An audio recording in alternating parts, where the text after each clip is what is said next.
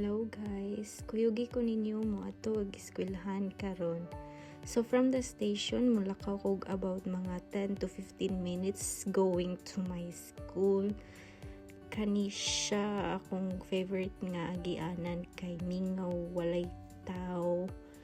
Diri ko permi maglakaw sa akong klase karon is 9 AM to 12 noon.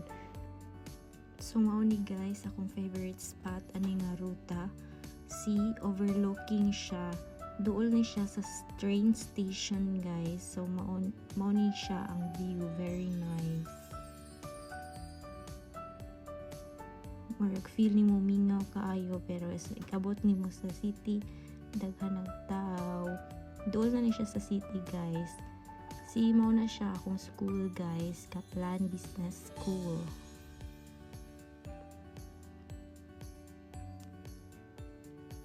Another favorite street nako guys, so mingaw walay tao guys.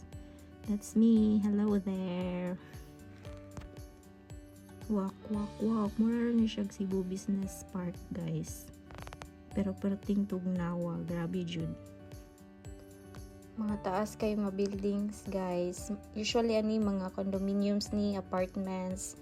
Ang uban kay office. Here we are, Kaplan Business School. Mo ni siya mong klase guys, ang teacher na sa front. Kung mga classmate guys kay mix like Filipino, Nepali, Indian, nasay mga Thai, Chinese, Vietnamese, French, German. Wala mi OC nga classmate guys, as in wala jud, zero balance. Mo ni siya mong klase karon. Mo ni siya among view from the inside guys. And that's all for today. Bye!